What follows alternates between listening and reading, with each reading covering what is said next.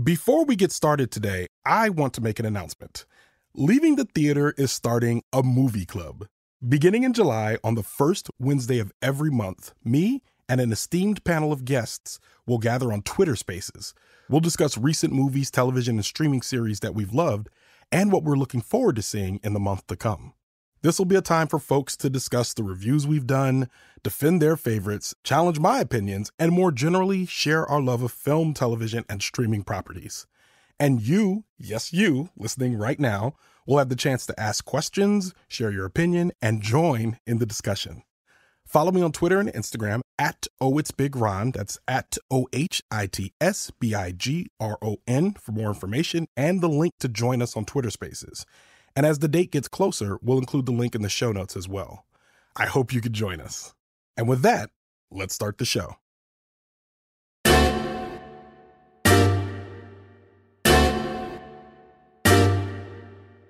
In the latest installment of the Jurassic series, the cast from the original movie Jurassic Park spliced their DNA with the cast from the Jurassic World series to create Jurassic World Dominion. This iteration of the series finds the entire world learning to live with dinosaurs. Will life find a way? Hold on to your butts. I'm Ronald Young Jr., and I'm leaving the theater.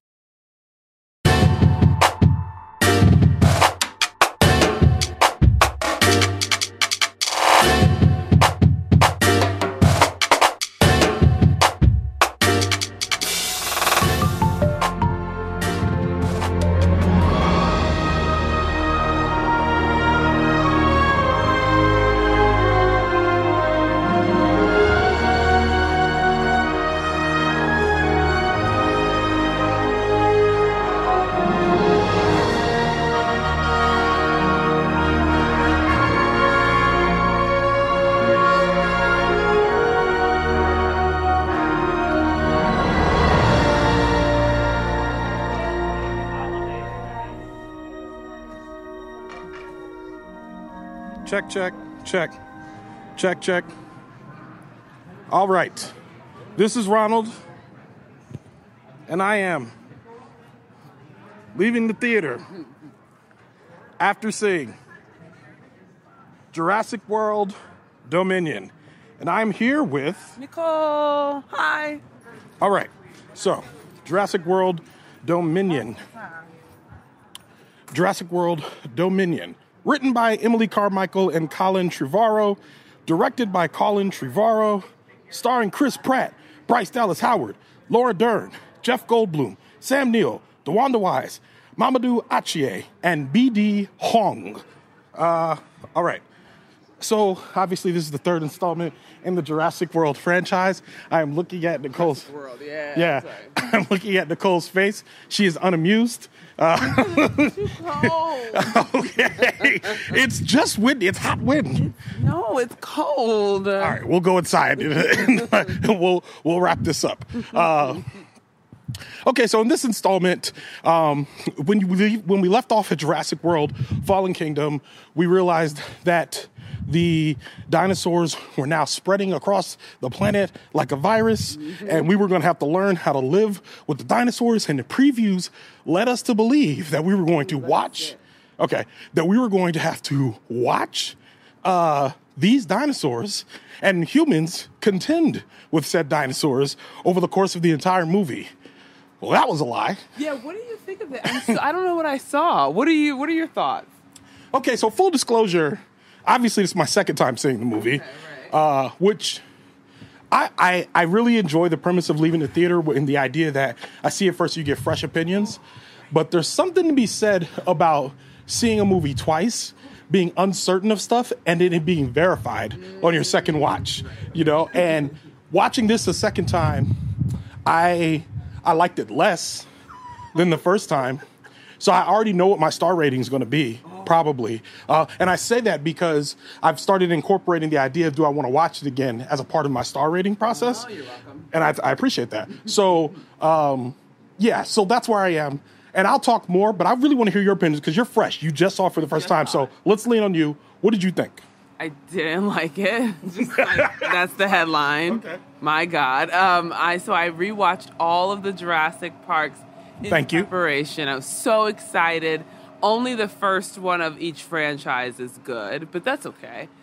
This one felt like, it's like this constant problem you have where you try to tell an environmental story and you just mess it up. Yeah. It's like it's such a preachy. It's not actually preachy, but they're trying to do a message. Yeah. That has nothing. We've got a message. I love when they do that. It has nothing to do with Jurassic Park, Jurassic World, Jurassic anything. Yes. It is wild. It's just a different movie. Yeah. That should be a part of a different franchise. Like, I just feel like they completely were like, we don't care what the franchise has been. Now we like dinosaurs, love dinosaurs. We hate locusts. Yeah. Be afraid of them. Yeah. And okay, fine, we'll give you like a little bit of dinosaur scares, but mainly we love dinosaurs like they're our dogs. We hate locusts. Yes. So I agree with the majority of that. I think the only thing I would say is I think they actually botched the locust thing. And I think what I was getting from that, and the first time I watched it, as soon as I saw the locust came up, I was like, ramifications of the dinosaurs. Of course, you're going to bring back other things. No one ever considered all that. That's where this is going. But when it turned into Monsanto, I said, oh, okay. I like this movie. There's two movies in this one movie, right. But I'm enjoying this movie. Okay. But watching it a second time, there were parts, like you said, and I remember at the exact same moment that you realize about maybe 30 to 40 minutes in, you're like, where are the dinosaurs? And I thought the exact same thing right at that moment. They're doing all this world building and all this character building off the parents and their lost child, and they're not telling me any dinosaur stories. To me, that was the greater sin. And you're right, they domesticated what they did to the raptors. In the first movie, they're bloodthirsty killers. In this... Yeah. When did we domesticate the raptors? Why does a newborn raptor know to respond to Owen's hand thing? Okay, so Owen's hand thing has been frustrating me since Jurassic World from the beginning. It's solid. What do you think of Owen and Claire?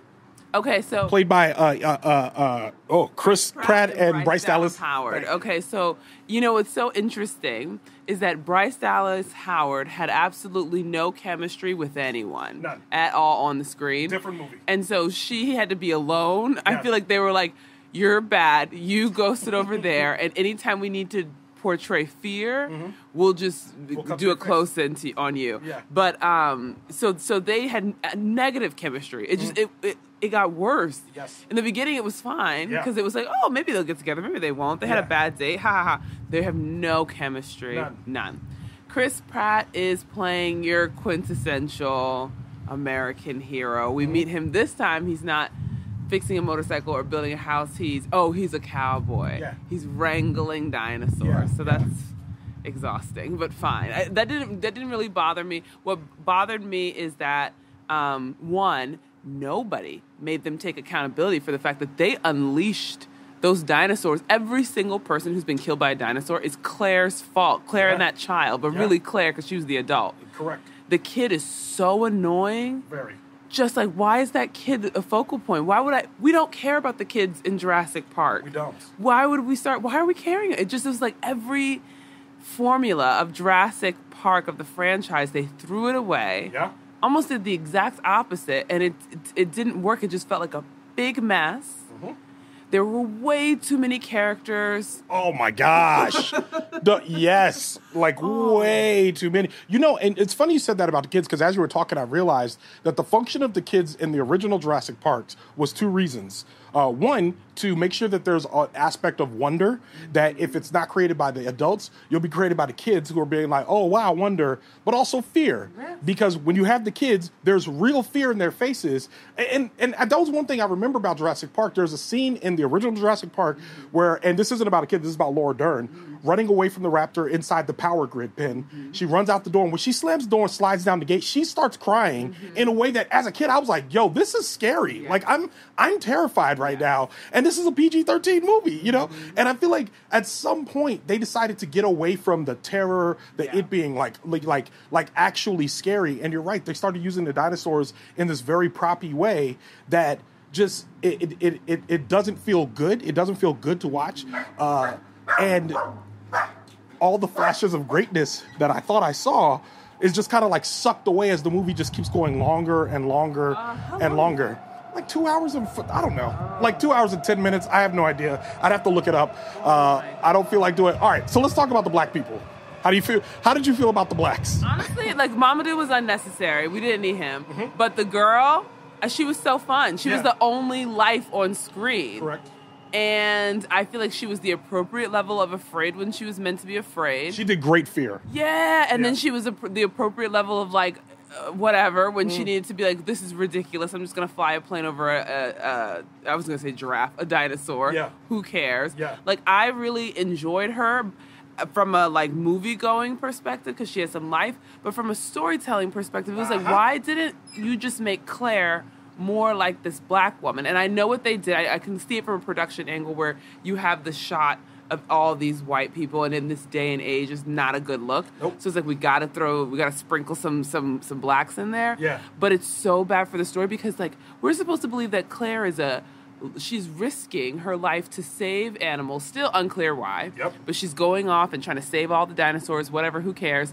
But she also doesn't know to do the hand thing when they come around. She has no ability to defend herself or protect herself. Meanwhile, all of a sudden, she's jumping across buildings. How does Claire jump buildings? She's all she does is sit and cry and be scared and try to find her kid who doesn't even like her. Also, like, why do we care about your family? Your family looks horrible. This kid hates you. Yeah. Only got excited when the dad came home, but was still like, I don't care about the dad. And they didn't even explore that. No. Yeah. There was no exploration. We just sprinkled a ton of storylines and then didn't explore them.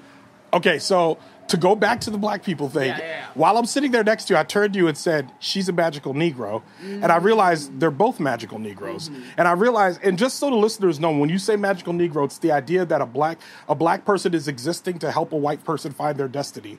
And in this case, both of the black people in this movie only existed so that the white people could get to their goals. Yeah. So they showed up. DeWanda Wise only shows up to fly Claire and Greg, or whatever his name is, Owen. Claire and Owen to get their daughter and fly them out. And Mamadou Athie,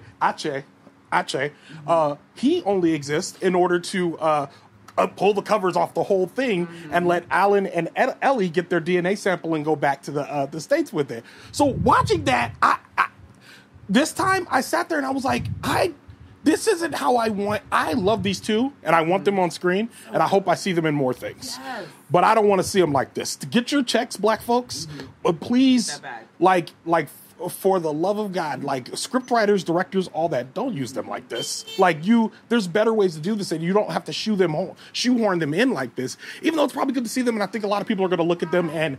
I think the representation of them was very good. Yeah. They weren't like shucking and jiving or doing that, but their usefulness to the story, I think, is what resonates with me. I was so excited to see. Like, she was just so cool. What's her name? DeWanda Wise. DeWanda Wise was so cool. The whole that's right. You're right. Yeah.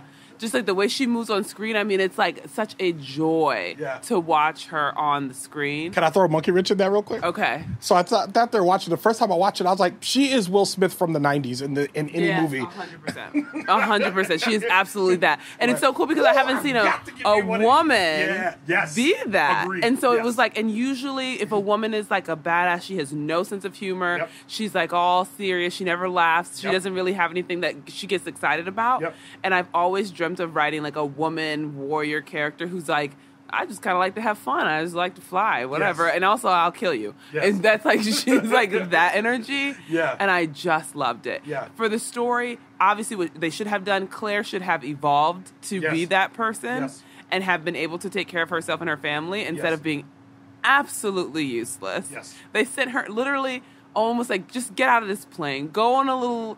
She just went on a trip through the jungle, completely unnecessary, while everyone else saved the child. Like it was, and then she's like, "Oh, I got my baby, my baby, my baby." The kid hates you. Yes. All we saw was the kid hating you. And they actually did nothing to save the child. No, they didn't save the child. It fell into their laps. Like there were parts of this movie, and then somebody pointed this out that they said Chris Pratt and Bryce Dallas Howard are not characters; they're archetypes. Yes, 100%.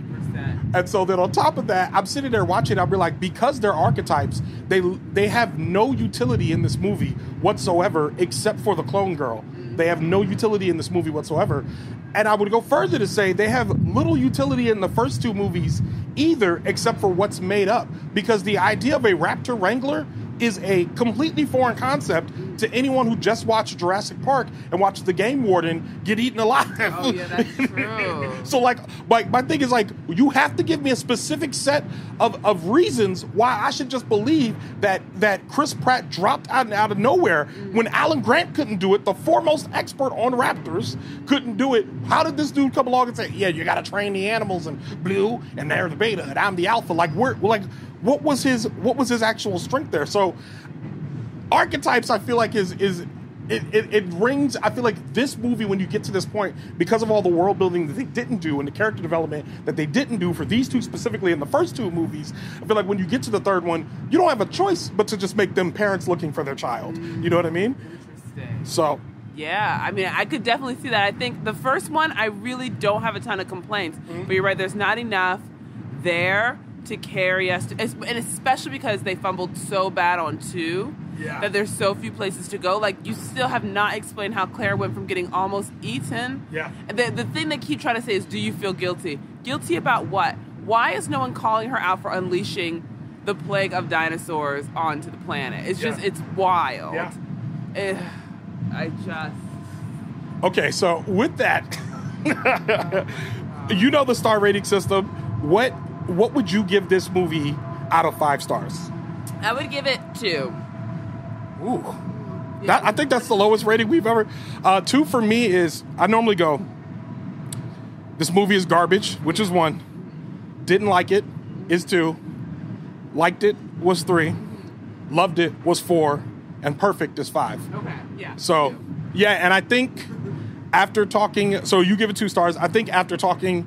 I don't see how this is except for the fact that this is a summer movie. And so I'll tell people it is a summer movie. It is a blockbuster. Sure, go see it in the theater. But honestly, stuff gets to streaming pretty quickly now. Exactly. I would honestly say just wait for it to be streaming. Yeah. It's a 2 for me because you spent decades investing me in dinosaurs and hubris and, like, we shouldn't be messing with them. And when we mess with them, we pay the cost. And now it was sort of like, to me, it sided with man, and it was like, no, man can conquer. We can learn to live side by side because, man, we're so smart. Owen's going to do the hand thing. His kid now knows to do the hand thing. Everyone's going to do the hand thing. Humans got it. No, that's not the message of Jurassic Park. The message is sit down, stop messing with stuff. Honestly, I think you nailed it. I think that's one thing I was thinking when rewatching these movies is that you can go through each one of them and see a thing that a human did wrong that led to all of this, and there's an individual one in each and every movie.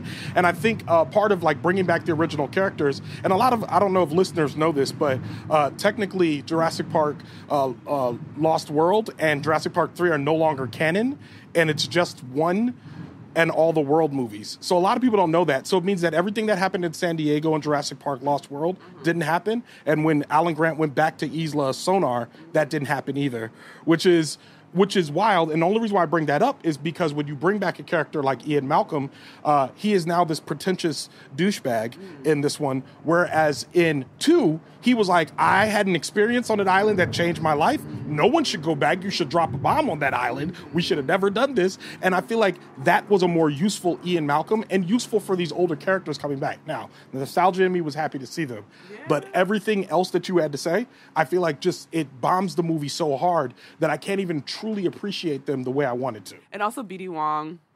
BD. Justice for BD Wong. BD, you gotta get out of this franchise. He got his check. He got his check. Let him have his check. We're happy for everybody, for all black and brown people getting their checks. We want it for all of you. Yeah. However, he was barely acting. He was like walking around, scenes being... Remember, there was like a part where he's supposed to be sad. Yeah. So he's like, has his head on the desk. Yeah. He's like, why did I make these stupid, not dinosaurs, locusts? The funny thing I just want to fix the locusts. You laughed hard for like you did that quiet laugh for about a good solid 30 seconds. You're like, I'm sorry. And I'm like, I didn't realize it until you said it. I'm like, no, it is kind of, he is, but it just seems like if it's BD Wong, he's like, yo, I'm about to get another one of these JP checks. He's like, I'm there. Like, where are we at? It's like if the director gave you action, like, I need you to express sadness. Yeah. there's so many ways. Like, Say less, fam. I got you. got it. I'll slump down on the desk. I'll frown, and I'll be like, "Oh no!" Do you know that I'm sad now? Yeah, y'all got that right. Y'all got that. All right, y'all got that. Do you even do it again? Like it was just such bad acting. I can do one more. And everyone was just acting really bad, except for the old people and then the blacks. Yeah. Old people and the blacks. All of us, we all showed up. Yeah. Where were the rest? Category of the olds. Oh yeah, I'll take the olds and the blacks. Yeah, the olds and the blacks. Yeah, I give it up to ourselves. It's a 2 of 5 star movie. This we got to wrap up because our reviews last longer than other ones. But I will say, Nick is fired up. But yeah, with that, we'll leave it at that. 2 of 5 stars. See it if you want. I don't know. It's up to you. Your life, I guess. With that being said, Leave It at Theater is a production of OhitsBigRon Studios. This show is mixed by Thomas Tyra of Bias Studios. Thank you, Thomas. Thank you, Thomas. Show art from Katie Helm. Theme music by the mysterious Breakmaster Cylinder. To find out more information about Nichole Hill or Jurassic World Dominion, check out our show notes for details. You can follow me on Twitter and Instagram at OhitsBigRon. You can find out more about this show and other OhitsBigRon Studios shows by following us on Instagram at OhitsBigRon Studios and on Twitter at OhitsBigRon Stew, STEW. Leaving the Theater will be back soon. Thanks for listening. Thanks for listening.